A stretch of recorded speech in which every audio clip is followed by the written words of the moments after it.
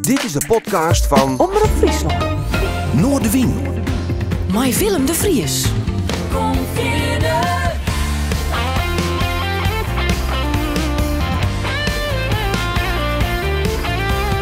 Alles wat te speelt. Omroep Friesland. Oh yeah, oh yeah, oh yeah. She looked good and she moved so fine. Sha-la-la-la-lee, yeah. And all the guys knew she was mine. Sha-la-la-la-lee, yeah. Sha-la-la-la-lee.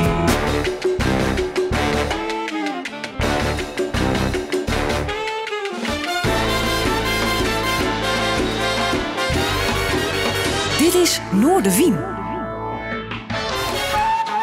Goeie, en welkom bij Noordewien. Joep bij mij een bijzondere gast aan de tafel vanuit het Omroep Friesland Café. Ik ken hem als lid van de band Irish Stew, sterker een van de oprochters. En dat weer in de jaren 70. Hij is van een peer hier jeder. En ik vind het mooi dat hij er is, Johan Jukkers. Want dat er hier voor mij een echte lijouter is, dat bestaat altijd wel. Ja, dat vind ik ook, ja. Welkom. Ja, nou, dankjewel. Hoe is het? Ja, best. Ja, je had eigenlijk hartstikke goed. En ja, ik ben nog steeds lekker bezig, dus zo houden. Ja. Ik ben al 13 jaar met pensioen. Wat had altijd dingen? Ik ben altijd drukker geweest. Bij verschillende bedrijven. Ik ben bij Bos & Co begonnen als leerling in 1961.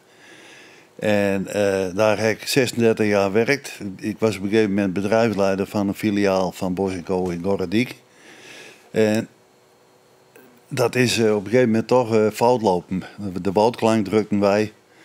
En dat bedrijf is failliet gegaan. Toen heb ik had de muziek er toen ook altijd al bij deed. En toen heb ik 2 jaar van de muziek geleefd en ik heb 1 jaar toch een uitkering hebben moeten. En toen werd ik gebeld door de Beeldse Post, door de Jong.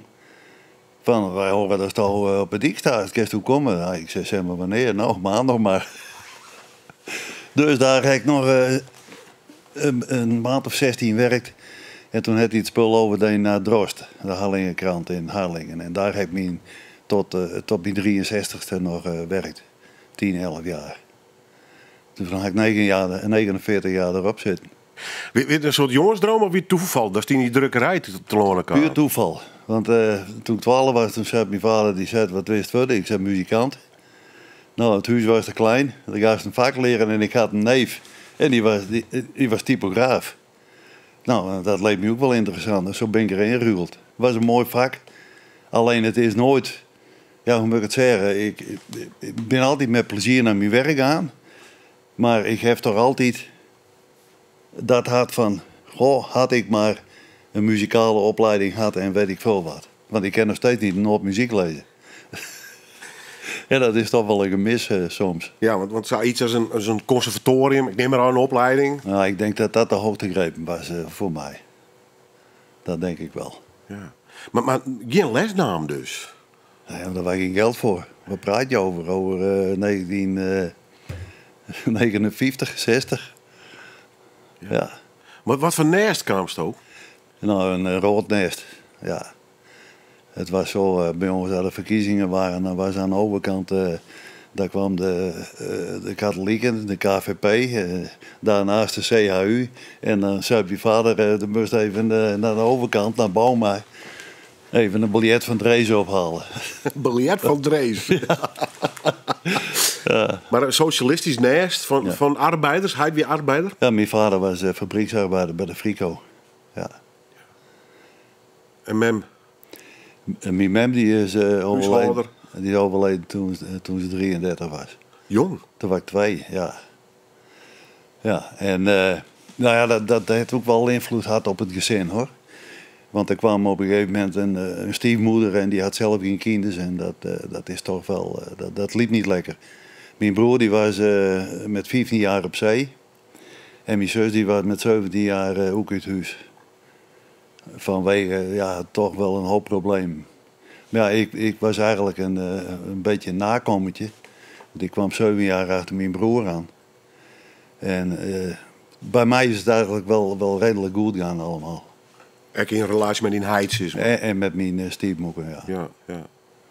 Dus in dat opzicht had je wel wat een oren jeugd gewoon als die broer en zus dus. Ja, inderdaad. Klopt. Is dat contact ooit hersteld een beetje of net? Maar ik heb wel altijd contact met Ja, die- maar als gezin? nou, moeilijk geweest. Ja. Moeilijk geweest. Ja. En toen zij overleden is, ook weer vrij jong, toen is dat wel hersteld. Maar mijn broer die had altijd problemen gehad en die is op een gegeven moment, toen hij 26 was, is hij eruit gestapt. Zo. Ja. Kun je wel versporen dat lijkt. Ja, jong, ja. Dus, ja. Maar du hast een redelijk mooie tijd hoorn wat dat betreft. Ja. Ljouwert, hè? En nog eens een keer Ljouwert en nog eens een keer Ljouwert. hè? Ja, en maten in de buurt. Hè. Ik Ja. bedoel, Welke wiek wie je trouwens? Jacob Benkenstraat zat ik, bij de Bleeklaan, dat gedeelte. Ja. En Jos die woonde scheef achter mij. En mijn andere 2 maten die woonden om mijn hoek. Die wonen nou alle 2 in Australië. En als wij even bellen met elkaar, dan is het binnen 2 seconden is weer plat Leeuwarders. Hoe mooi is dat? hè? Terwijl dat ze er al 45 jaar zitten, ja. Hast du ooit al wagen om, nou ja, Ljouwert uit te gaan, om Friesland uit te gaan? Nee, dat is ook nooit een vraag geweest, zeg maar. Nee, maar dat had zich echt moeten niet opdrongen qua gevoel. Nee, dus blijkbaar. Ik dacht van ik moet dit of ik moet dat. Voelt het je wel prettig zo? Ja. Ik heb altijd wel een mijn zin gehad. Ja. Die stadje. Ja, nou ja. Weet je wel, je vindt overal wat. Ik vind Harlingen bijvoorbeeld. Als ik nou ergens heen wil, dan ga ik wel naar Harlingen willen. Want kijk, dan zit je in een havenplaats en daar gebeurt wel veel. Hè. Als je naar die haven loopt, het is nooit hetzelfde. Nee. En daar had ik wel heen verhuizen willen. Maar ik heb ook een tijd in Gorediek gewerkt. Nou, dat dacht ik eerst dat ik daarheen verhuizen zou. Maar toen ik daar een tijdje... Nee, dat was niks voor mij. Dan snap ik de link Ljouwert-Haas nog beter, inderdaad. Ja. Dat is daar wat thuis best en ook de levendigheid, maar misschien ook wel de mentaliteit. Het is wat meer een stad natuurlijk. Ja. En ze praten direct wat over, zoals de gediksters, hè? Ja, en dat was nooit een oude zeun, hè. Dat is weer wat anders. Maar ze zeiden wel dat want Harlingen is ook een muziekstad, hè. En dan kwam Wiebe van Dijk weer en zei, hey, de kerst hier wel kom bij je. Ja, mooi figuur. Ja, mooi prachtig figuur. kerel. Nou, je bent denk ik in je leven een heel soort zin kan mooie meisje, denk ik. hè? Ja, geweldig, tuurlijk. Is dat het leuke om uiteindelijk de muziek best? We gaan straks nog even over praten over natuurlijk Irish Stew en muziek die smaken hast. Maar mijn muziek is wel met niet leven. Er komt hele mooie, ja, ik vreselijke mensen in natuurlijk, maar Ja. komt ik de mooiste verhaal kist meidje. Nou ja, er komt natuurlijk mensen tegen die denken dat ze gelijk naast hun schoenen lopen moeten. Maar de meesten die blieven wel met de mensen die ik om me heen had en tegenkwam, die stonden wel met beide benen op de grond. Ja. Want ik bedoel, maar ja, je doet allemaal je best. En je moet iedereen wat gunnen, zeg ik ook. Want ik kwam ook wel haat en nijd tegen, hoor, bij sommigen. Jaloezie is van alle tijden, hè? Ja, en dan denk ik, waarom? Je mag op lied wezen dat iemand het goed doet, toch? Ja. Ik vreem je, natuurlijk, je verdiep je even in de persoon, had je daar een gesprek met een en toch heel simpel, ja. Ik dacht bij mezelf, wat zou er eerst geweest hebben? Irish Stew als eten? Of wie er eerst een band en haast het letter nog eens? Nou, dat was eerst een band. Ik had op mijn 14e jaar had ik mijn eerste bandje, de Hot Dogs. De hotdogs, ja.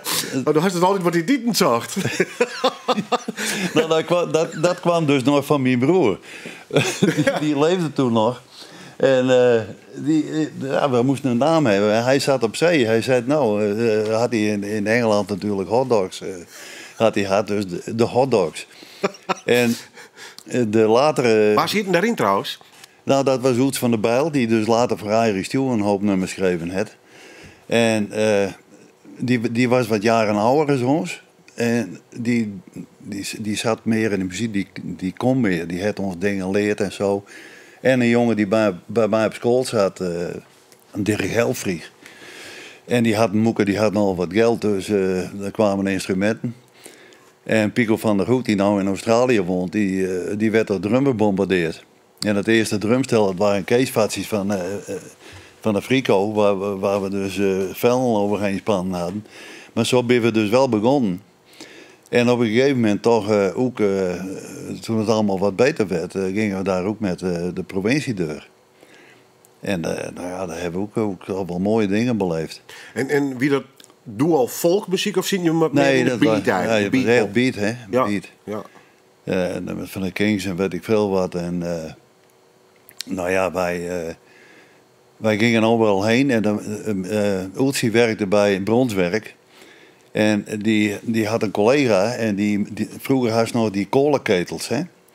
En die moesten 1 keer per jaar schoonmaakt worden. En die collega van hem, die had een grote bus van Bronswerk. En die maakte dus die ketels schoon. En als wij dus ergens met de band heen moesten, zaten Guy Rutten in die bus, maar dan gingen we in die bus met apparatuur en witte speakerpakken. Witte speakerpakken. Ja. Dus ik eens nagaan hoe we erin kwamen. Nou ja, ik heb er wit in. En hoe kwam je hem eruit? Ja, zwart. Maar En Stjonke natuurlijk. ja, maar die mensen waar wij optraden, die dachten dat dat onze image was. Dat die witte pakken, dat die overal zwart waren. Nou ja, maar ja. Onbedoeld hip, Ja. eigenlijk. Ja, Ja, inderdaad. Wat een verhaal. Ja. Maar beatmuziek, de Kings en Small Faces, hè? Of weer dat van een iets latere periode dan nog? Ja, dat was denk ik weer wat later. De Haster Kings en de Rolling Stones natuurlijk. En nou, ik weet nog wel, wij speelden altijd op het Vliet, bij het jongerencentrum het Vliet. En daar zat een frater, Simons.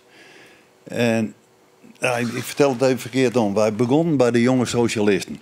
Die hadden Toch bij het race, hè? een clubhuis bij het vliegveld. Maar dat was toen allemaal blauwe knoop, hè? In die tijd. En nou ja, wij dronken wel eens een pilsje, we kregen lang haar. En het bleek dat de Partij van de Arbeid mensen ons eigenlijk een slecht voorbeeld voor de toenmalige jeugd vonden. Dus wij moesten daar fut. En Jappie van Dijk, daar voetbalde ik met. En die zei van, ik kan wel dat vliegen komen, jongen, dit en dat. En toen kwamen wij van de hel in de hemel, letterlijk in figuurlijk. Want die vader van een oude man, die had alles voor ons over. Die regelde dingen. Er kwamen mensen van het Fries Orkest, die kwamen ons lesgeven. Had hij regeld. We speelden daar, of we konden daar iedere week repeteren. Maar daar stond toch tegenover dat we daar 1 keer in de 14 dagen spelen moesten. Daar hebben we een prachtig tijd gehad. We hadden op plaats een fanclub die, als wij dus de week erop voort gingen, dan reden ze ons achterna het hele toestand door. En ik heb mijn vrouw daar ook getroffen. Nou ja, wat wil je nog meer? En daar ben je nog steeds bij, toch? Ja. Ja. Maar toen ben ik in dienst, toen op een gegeven moment in dienst natuurlijk. En toen lag die band eigenlijk op haar rug. En toen hebben we een tijdje eigenlijk niks deed. En toen trouwd was in 68 ben ik trouwd. En een tijd daarna toen ben ik bij Jos, met Jos eigenlijk wat begonnen. Jos Hollander, hè? Ja, in die volksmuziek. Ja, komen we straks over te spreken. We hebben een, want ik refereerde er al even om, maar een noemer van de Small Faces. Shalala Lee. Tof noemer, een beetje flauwe titel, maar wel uit die tijd. Wie de hele band, of wie het een van de band, die best wel bij opzegst? Nou ja, er waren natuurlijk meer, hè. De Animals. Nou ja, en de Stones en de Beatles uiteraard. Ik was wel meer Beatle-fan dan Stones-fan. Maar ja, er waren meer dingen. De blues ook. Hè. We kwamen in Hippo, Sonny Terry en Brownie McGee. En die hek daar allemaal zien. En dat was toch ook wel een belevenis. Ja, nee, ja. Want toen ik zei, want we draaiden Small Faces, dus hij is Steve Marriott. Ja. Wat weet dat voor man voor die? Nou, dat weet ik eigenlijk niet, want het schijnt dat het niet makkelijk hier was. Okay. Maar wel een voorbeeld, muzikaal? Ja, want ik vind, als ik die filmpjes nou ook weer nog van die man zie en het gaat met heel veel overgave. Het komt uit die grote teen, weet je wel. En nou, als dan dat nummer ook hoort, ja, dan denk ik uit die tijd, maar het komt wel binnen. En dit wie een van de bands die misschien nog wel steeds waardeerde kist? Dat kan ik wel waarderen. Alleen ik vind, achteraf vind ik toch dat de Kings, dat is toch wel een van mijn topbands. Ja. En, want ik even nog wat van draaien, Vieze Z, ek. Ja. Wat kan het maar ik noem het Marlies. Waarom deze band en dit nummer? Nou, niet specifiek, maar ik vind het leidt lekker in het gehoor. En dat is voor mij, dat vind ik heel belangrijk. Ja. Maar Vieze Z is natuurlijk van een latere orde. Maar inmiddels heb ik een paar keer ik heb ze in een neus horen zien. Ze zouden eerst in Skaaf komen, maar door de corona je dat steeds uitstelt. Maar daarvoor ben ze ook alles op City Rock geweest. En toen vond ik toch dat het boven de rest, ver boven de rest uitstak.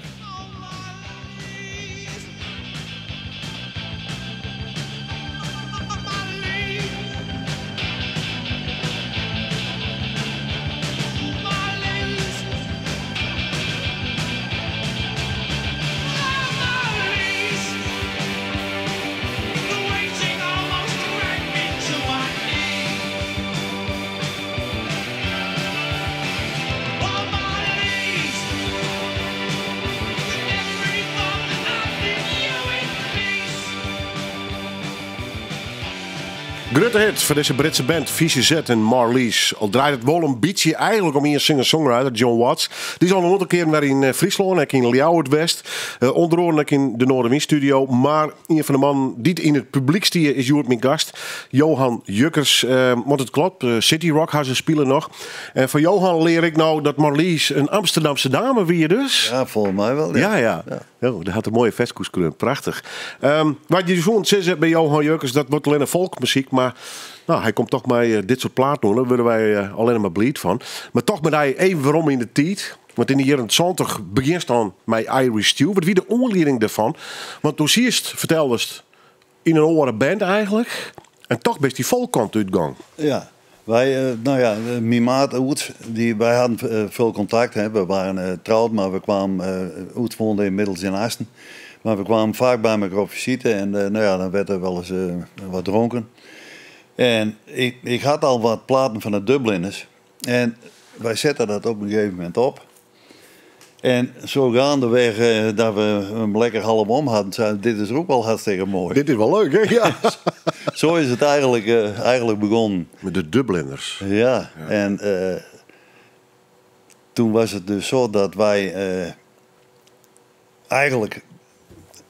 Kijk, we kwamen ook, bijvoorbeeld het woonschip, dat kwam toen ook om een hoek kijken. In diezelfde tijd, dat werd bij ons thuis zongen.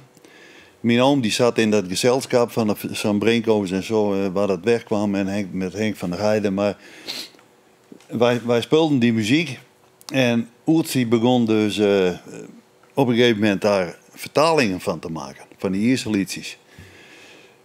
Toen zei het Wobbe, ik wil wel een LP met je maken. Wobbe Verzijn, hè? Van het label Universe. Ja, maar dan moet al die muziek die moet vertaald worden. Nou, zo is Oets en wij zijn begonnen om die nummers te vertalen. En dat is die eerste LP worden. Ja. Irish Stew maar Berenburg. En daar is het eigenlijk begonnen. Ja. En het vervolg daarvan was... Ja, Oets kon niet in die band spelen, maar ik was met Jos in het begin bezig. Maar toen zaten wij een keer bij een optreden in een IJzeren Man. Waar de Dubliners speelden. Toen was er pauze en toen begonnen wij te zingen. Zo gewoon a cappella. En toen kwam Bouke Algera, die komt naar ons toe. En die leidt een kaartje neer van bel mij in verband met het Ierse Folkfestival in Zwolle. Wij zaten elkaar na de tijd aan te kijken van wat is dit, weet je wel. Maar het was wel zo. 6 weken later stonden wij tussen al die Ierse bands in Zwolle met knikkende knieën. En zo is het eigenlijk spontaan begonnen. Maar we hadden eerst nog niet deze naam. Maar toen zei mijn andere maat weer, Jaap van der Weg, die zei... Dan zit hier in het restaurant Irish Stew. Dus van de hotdogs waard het Irish stew. Wel een mooie, dat vind ik wel een mooie stap wat dat onbelangrijk. En ik moet er even bij zeggen, voor de mensen die Bouke Algen aan het kennen, die had mij zijn maat Dick Jaarsma jarenlang het bureau Diba Concertzon. En die organiseerden voor hele grote Amerikaanse sterren de Europese tournees. Maar organiseerde ik bijvoorbeeld het Veenenhoop Festival en in dit geval de Folkfestivals. Er komt iets net trouwens, een echte muziekliefhebber. Dus dan weet je hem dat ook even. Maar hij heeft hier een fantastische start dus in dat opzicht. Ja, en wie toen ook nog voornamelijk een duo, want nou, het was een trio. Hank Hollander wie er ook bij. Het was een trio. Fort alles trio. De tweede vrouw van Jos, die speelde viool. En zo ben we begonnen met z'n drieën. Ja. En het was in die tijd was het nog Holland Telstar, hè? Bouke Algen. Ja, klopt. Daarna smeuig verhaal is gedonder met de belastingdienst. Ja. Daar ben je ook alles weer naar uitkwam. Actie Schuimkraag. Ja, actie Schuimkraag. Beroemde actie weer Ja, dat. maar daarna is die bij concert. Maar wij stonden in een folder. Holland Kijk, Telstar presenteert. Irish Stew en daar stonden al die lui in. Hè. Maar daar stond dus ik heb die folder nog, daar stond die damesgroep die naakt optraden, of topless op, die stonden naast ons. In die folder. Ja. Hoe heette die groep eigenlijk? Wist dat hè? Nee. Dat weet ik zo niet meer. Was verdrongen. Het was een Zweedse groep volgens mij. Ja. Ja. Maar ja, goed, zo kregen wij dus natuurlijk wel wat werk. En we zijn eigenlijk heel Friesland, heel Noorden kwamen we dus. Want ik heb nou nog dan door Friesland riet. En ik heb mijn schoonzus en ook ingehaald. En zei, oh, hier rechts speelt, daar rechts speelt. Ja, waar ik niet speelt. Voortsmoor er ook dus. Nou ja, wij hebben een tijd gehad. Maar het was zo dat even kijken, op een gegeven moment in 83, 84 of zo. Toen ben we nog met Jim McCann op stap geweest. En Fantastische Ierse muzikant, zit ik er voort maar even bij. Ja, bliksem. Had hij ik net in Jesus Christ Superstar spelen? Ja, daar is hij, zo is hij in de Dubliners terechtgekomen. Maar naast zijn tijd van de Dubliners. Want Luke Perry had daar ook weer om mij die in, volgens mij. Die wie ik weer van de Dubliners. Oh nee. Hoe heet ik er weer? Luke Kelly. Luke Kelly bedoel ik, Ja. sorry. Ja. Nee. Ja. En Hoe kwam je hem bij hem? nou, kijk, wij stonden een paar keer in het voorprogramma van de Dubliners staan. En zo kreeg ik contact. En op een gegeven moment ging hij uit de Dubliners, want hij kon niet met Ronnie Droe overweg. En toen ging hij alleen op stap. Toen is hij hier een paar keer alleen geweest. En toen het Bouke, die had hem eigenlijk afvoerd. Want de man die had een licht probleempje hier en daar. Met wat inname van wat... Ja, maar toen het Jos die het hem hierheen haalt. En toen ben wij dus 10 dagen met hem door Nederland op stap geweest. Deden wij het voorprogramma. En, Hoe wie dat? nou, het was geweldig tot de laatste keer dat Bouke Algen er zat. En die hebben dus een lekker drankje gedronken. En toen stond Jim een beetje scheef op het podium. En toen hebben wij een avond vol maken moeten. Maar hij verkocht nog wel een beste stapel LP's in Wervershoop. Maar ja, het was een mooie tijd. Mooie kerel, hè? Om mee om te gaan. En een prachtkerel. Hij deed act tussendoor de klokkenluiden van de Notre Dame. En het is hoe we hebben met hem in Ureter gespeeld. Daar zat een caféhouder en die had ook een pub gehad in Ierland. En nou ja, die kende die muziek en zij ging met die familie ook altijd naar Ierland 1 keer per jaar. En daar het Jos, die het daar opnames gemaakt. Dat zijn twee cassettebanden. Die het Frans van der Borg later voor me op cd zetten. En nou, daar staat een hele optreden van Jim McCann op. En ook nog redelijk goede kwaliteit. En dat heb ik ook nog. Ja. Dus als er belang bij is, kijk dat dan wel eens even. Absoluut. Ja. Vind het mooi. En dan kun je er ook nog een stukje van uitsturen. Dan leef ik nog een stukje jaren. Ik zorg wel dat het krijgt. Ja. We gaan weer naar muziek. Ja, geen Dubliners, maar wel Snow Patrol. Ja, nou ja, praat band natuurlijk. Ja, ik heb wat live concerten van hun zien. Ik een fantastisch, wat akoestisch concert. Leslie in Zwitserland staat op internet. Ik kreeg echt piekenvel van. Fantastisch muzikantenband. Ja. Terwijl ze ook wel wat hits scoort haar. We gaan een hit draaien van de man. Chasing Cars. Ik kom je op een gegeven manier dit wel voorstellen bij Dijven. Dit zijn wel echte muzikanten, hè? Ja. Is dat ik waarom het die jongen spreekt of had een orenreden? Ja, ik kom er weer op. Ik zit op een gegeven moment in de auto en ik heb de radio aan. En ik denk, dan denk je, wat is dit? Nou, en zo is dat eigenlijk komen. En ik heb nou stukken wat cd's en LP's heb ik van hun. Ik heb het nou pas weer een dubbel LP aangeschaft. Waarop ze de nummers wat meer akoestisch spelen. Ja, ik vind ze minstens zo goed, Ja, akoestisch. ja. Ja. Nou ja, het is prachtig. Just lay here. Would you lie with me and just forget the world? Forget what we're told before we get too old. Show me a garden that's bursting into life. All that I am, all that I ever was. Ja, mooi nummer. Chasing Cars, Snow Patrol. En nogmaals, stier op internet. Ik heb nog een heel soort van deze bandbol op YouTube. En ik heb ik uitzending gemist met wat meer akoestische optredens. En wat is daar krijg ik wel piekenvel van. Dus mooie kar. In dit geval van mijn gast van Johan Jukkers. We kennen hem natuurlijk van Irish Steel. Maar hij had nog volle meer in de muziek. Grootste deel van zijn werk in de leven in de drukkerij zitten. Best een beetje een hele beeldker worden trouwens. Hè? In die 10 dat je bij de Beeldse Post zie je of Nou, Has wat mij die streek of best het toch wel echt wel een stadje om het zo maar zo te drukken? dat het me niet echt lukt, want ik kreeg natuurlijk, er kwamen allemaal mensen die het over het gave beelds hadden. Hè?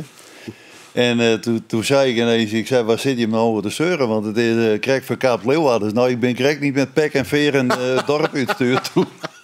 Ja. Nou, ik snap het op een gekke manier hoor. Ja, goed.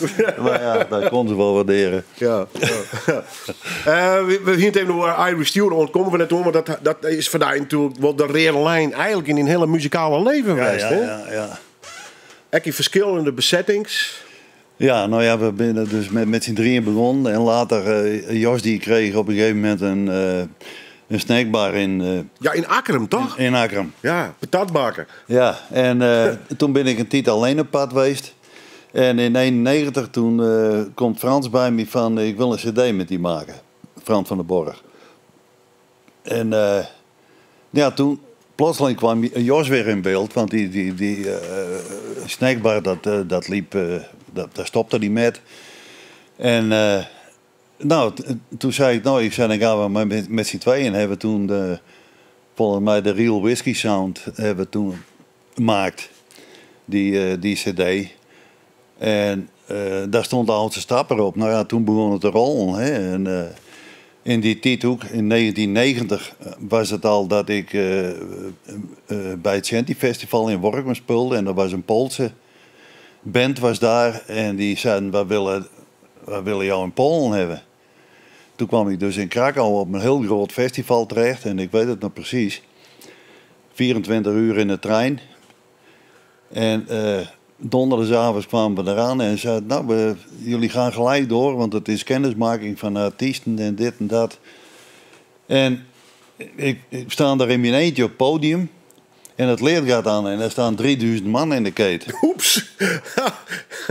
Dat ik schrok me gewoon wezenloos. Ja, dat en kan ik me iets ik begon te voorstellen. hyperventileren en ik heb daar nog een bandje van waar die opnames op staan. Wow.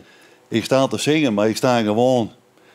Je hoort me steeds ademhalen. Omdat Blokkeren is dus helemaal. helemaal achteraan ben. Ja, want dat was een hele bijzondere ervaring. Maar een geweldige tijd had, want we zijn daar... want in die tijd kwam Jos ook weer in beeld, dus toen kwamen we daar met z'n tweeën.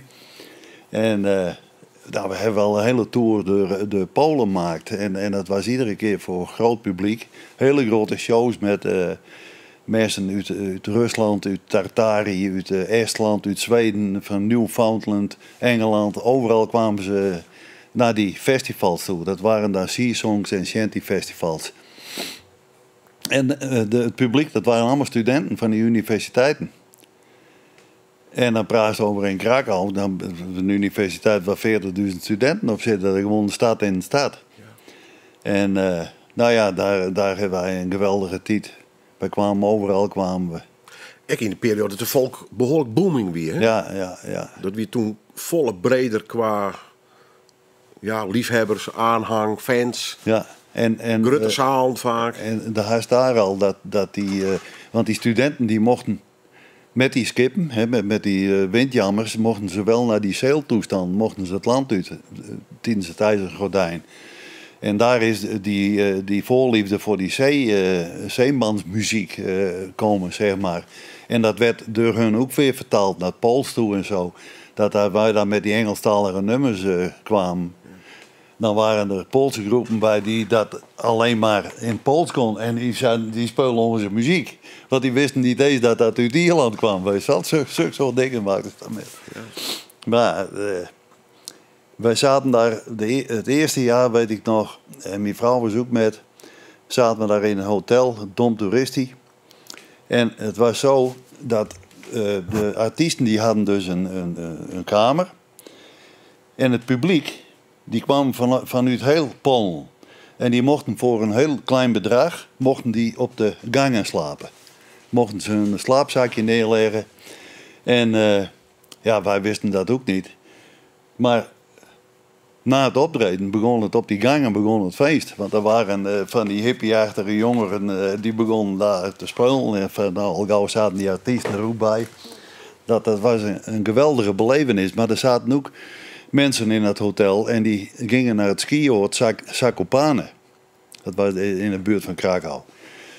En die gingen klaren bij de receptie. En dan zeiden ze bij de receptie, 1 keer per jaar is dit feest. Dan mag dit. En dan kregen die lui een halve liter vodka en die zeiden, ga er maar bij zitten. Ja, jou die model. Ja. Ja, geweldig. Dit geven wij net stop in. Maar het jaar erop, toen wisten we dat. Toen zei ik wel, ik wil wel een kamer hebben een eind verderop. Want ik was na die paar dagen, ik was helemaal braak, joh. Volledig sloopt. Helemaal braak. Ja, op zijn Pools. Mooi verhaal. Ja, Boeteloon dus. Maar toch komt u uiteindelijk bij Nanne Kalma op een gegeven moment uit, hè? Per letter. Ja. Hoe is dat kwam? Nou, kijk ook met Kat in het Zeil, zijn bij gaan. Dus ik werd uitgenodigd, maar Kat in het Zeil ging er ook heen. Zo was het. En er was nog een band uit Amsterdam. En onderweg in de trein heb ik die nummers met leerd. Want ik bedoel, ik kan geen noten lezen, maar dan zat ik met Marita en Marianne. Zat ik in een lege coupé daarnaast, zaten we te oefenen om die stemmetjes erin te krijgen. Dus daar heb ik daar ook nog met optreden. Maar dat is maar van heel korte duur geweest. Ja. Maar Nanne die had ook een paar nummers voor ons geschreven. Hè? Zoals Ik ben de Tiet kwijt en dat nummer van de Wild Sailor en de Dronken Rover. Ja. En had je ook net met hem op lied, Stien? Ja, ook nog. Ja. Met dat lied van Ik ben de Tiet kwijt. Ja. Met Jos samen. En de periode daarna is eigenlijk... Wil Diek onder oren, denk ik. Ja, Jos is overleden nou in 2001. Ja, dat is al een hele tijd verleden. Maar toen waren Gerla Meres en Jan Huitinga, die zaten al in de band. Want die troffen wij altijd op Vlieland en dat jamde wel eens met. Want ik moet kijken, hoe best u bij Ger te horen komen dat wie een Vlielander, krijgt klinkt verstaan. Ja, we gaan daar nog een oor in Maven, want dat willen wel een... Wij speelden altijd op Vlieland in de bouwvak, ieder weekend. 6 weekenden lang gingen wij dan naar Vlieland en dan was drijfhout, hè? Ger en Jan en die kwamen dan ook en we deden een jam sessie en dat soort dingen. En, we kennen Ger al van vroeger. En zodoende ben die er op een gegeven moment bij komen. Die kwamen uit wij spelen moesten iedere keer over met de boot en dan sliepen ze bij ons. Ja, maar prachtige tijd. En alleen met Ger was het zo, de eerste boot, hè, de andere 's morgens moest hij weer naar het eiland. Want het was echt zijn eiland, hoor. Had wat heimwee dus? Ja, dan had hij zomaar heimwee, ja. Klopt. Maar toen ben we dus een hele tijd met z'n vieren geweest. Toen is Jos overleden en Wilt die speelde al met op cd-opnames. En die er toen bij komen. En een tijdje daarna is Jan, die is weggegaan. En toen is Niels Koster erbij gekomen. Want dat was nog een jonge jongen uit Veenendaal. Die kwam net van het conservatorium.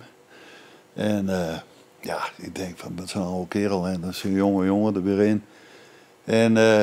Nou, die had wel energie, denk ik, of niet? ja, jongen, ik zeg, die had een toevoeging gegeven. Want wij maakten opnames. En dat was al gauw met Niels van... nee, dit gaat je boven de pet gaan we niet doen. Weet je wel, zulke soort dingen. En alleen dingen doen die in je vermogen liggen. Nou, en daar... Ik moet eerlijk zeggen, met Jan ook en met Niels en met Wild... heb ik eigenlijk... en Gert natuurlijk... de mooiste tijd van mijn muzikale carrière gehad. Dat viel het beste. Dat is misschien moeilijk te zeggen. Nou, het paste die misschien... de muzikale jas paste... Dit weer de jas die het beste paste? Ja. Zonder dat het toe persoon gaat, maar gewoon... Eerst het lekkerste te spelen dus. Kijk, weet je, dit Jos was een hele beste vent, maar hij was heel zenuwachtig. En als wij naar een optreden gingen ook, dan begon dat eigenlijk al. En dat kwam ook op mij over. En we hebben al die tijd wel mooi gespeeld met elkaar. Maar het was altijd zo dat we met z'n vieren kwamen, dat het voor mij makkelijker werd. Want dan was dat voor mij een beetje verder weg. En misschien voor hemzelf ook wel. Want dan hangt dat, want hij met z'n tweeën binnen, moet je weer waarmaken als dat je met z'n vieren binnen. Zo simpel is het.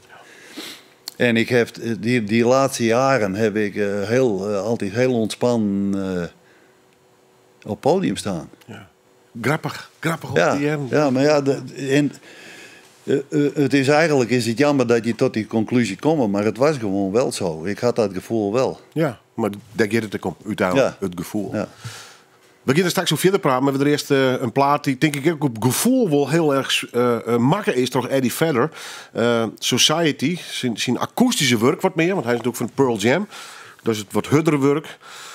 Maar deze plaat doet ze nou dan op al die listjes weer om. Want die had bij een heel soort mensen, waaronder bij mezelf behoorlijke indruk maken. Maar bij die dus ook. Ja. Grappig. Ja. Wat is dit? De veskes, de akoestiek, de sfeer, zijn stem? De sfeer en zijn stem ook. En, want we gaan ook pas weer één ding van hem ontdekt. De ukulele songs.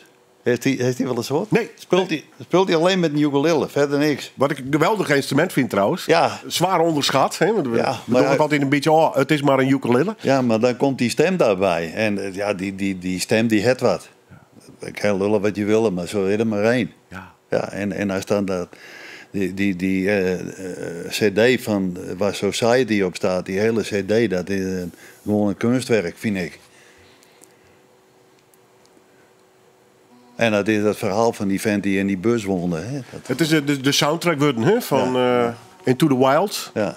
Bijzondere film. Kijk je horen hier van een bijzonder man die een bijzonder avontuur. Ja. En hoe het horen, dat vertellen we lekker net. Cause when you have more than you think, you need more space. Society, you're crazy breed. I hope you're not lonely without me. Society, crazy indeed. I hope you're not lonely without me.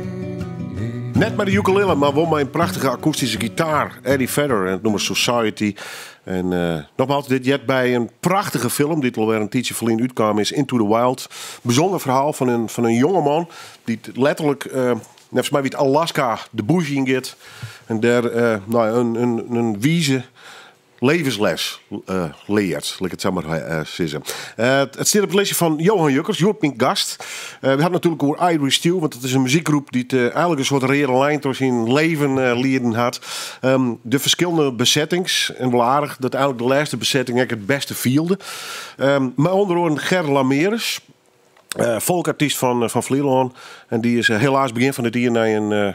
hoe neem je dat? Kort ziektebed eigenlijk verstaan. Hè? Of is het lang ziek geweest? Zeg maar een lang ziekte. Ja. Ik wist het net. Dus Gerrit, van mij weet het heel kwad, maar hij is toch wel heel lang ziek geweest. Ja, het COPD had hij altijd. En ik denk dat hij had het heel vaak benauwd voor alles waar een weer was. En op een gegeven moment ging het echt niet meer.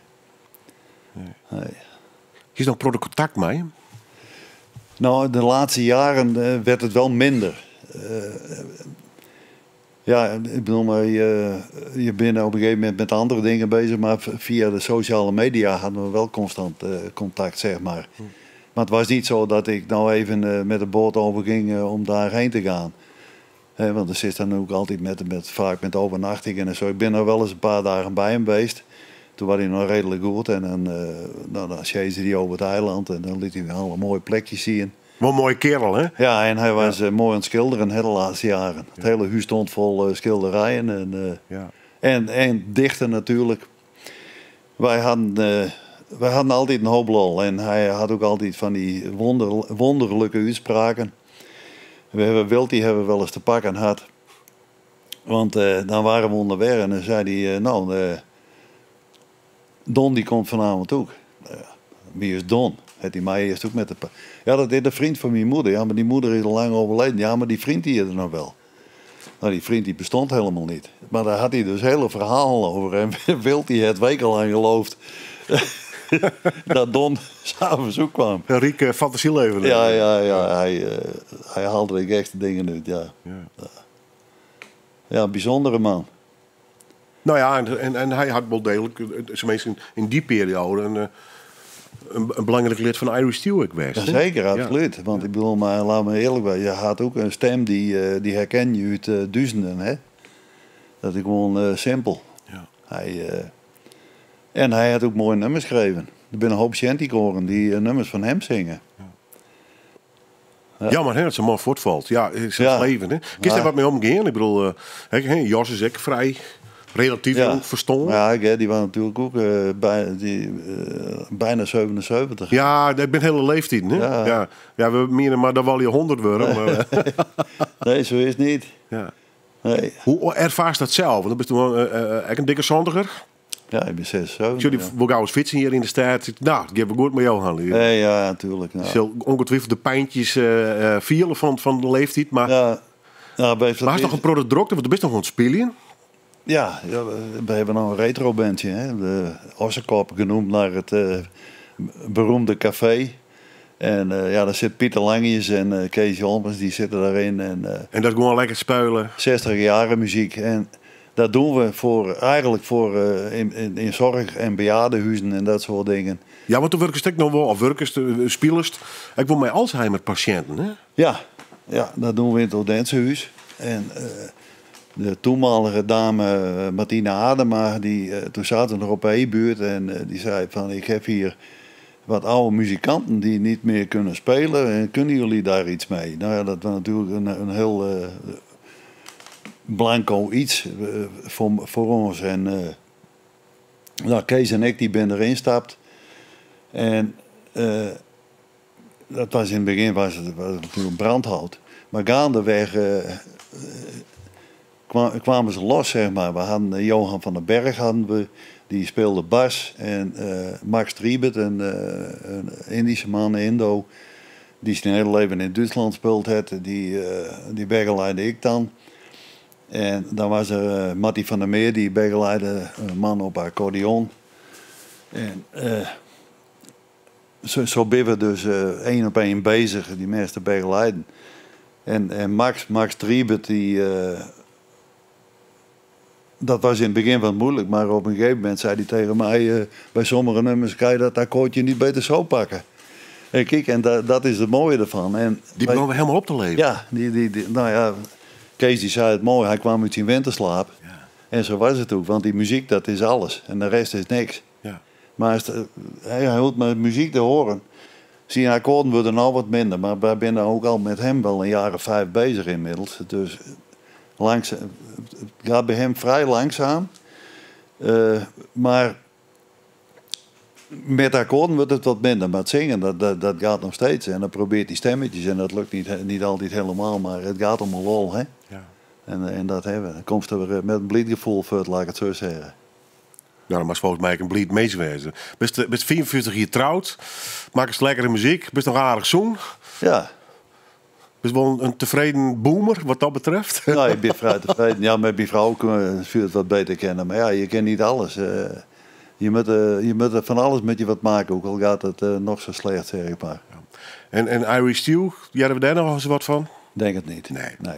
Mooi West. We hebben een punt achter zetten en wij zijn nog even bezig geweest om een kleine reunie te doen. En we hadden al heel wat optreden staan. Ik begreep dat er wat plannen waren. Ja, en toen kwam die corona erin en het was weer repeteren en we weer afzeggen en weer dit. En nou, toen heb ik op een gegeven moment zei, jongens, ik wil dit niet meer. Want kijk, weet je wat het is? Je moet er niet na de tijd minder daar staan als je voor de tijd daar stond. Daar heb je niks aan. En ik moet zeggen, wat ik heel goed snap. Jan Huizinga, die had natuurlijk nog wel ambitie. En die kwam met nieuwe nummers en dan dacht ik van, dan moet ik weer dit. En, nou ja, en Wild, die wil alleen nog met ons spelen. Want die is nou helemaal stopt, vind ik ook doodzonde. Want dat is ook nog een jonge kerel.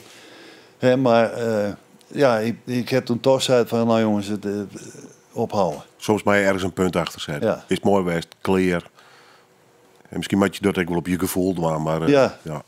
En dan denk ik ook van, ja, dit is mooi geweest. En de spelers nog, toch? En ik speel nog, ja. Alleen er staat geen druk meer op. Dat is wel lekker. Dat is het belangrijkste. Had je nou ooit last van hoorn? Druk, zenuwen? Nou, in die tijd van Dat die in Polen vertrouwen toen ze het mooiste is. dat soort dingen. Ja, dat was later ook wel over. Ja. Maar je treft wel leuke dingen. Maar ik heb ook nog wat beleefd daar in Polen het eerste jaar. Want toen was ik alleen, hè, de eerste keer. Toen was er een uit Praag. En die zei van, ik wil jou in Praag hebben. Nou, als je nog even tijd hebt. Wij zijn in Praag geweest in de tijd van 1991, hè, toen die Golfoorlog uitbrak. En ik zie optreden in een grote iets, waar ook Václav Havel komen u. En die kwam niet omdat vanwege de bewaking plotseling, omdat Tsjechië daar ook met in deed. Maar ik zat met een kameraad, met Jaap van der Weg, zat ik in een flat in een buitenwijk van Praag.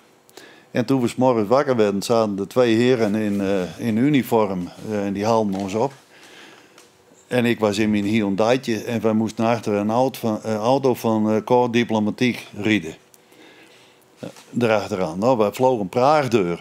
En we binnen op een gegeven moment op een plein en daar staat de politie. En die houdt ons teugen. Want we waren door allemaal verboden straten rijden. Nou, dat is met de taal.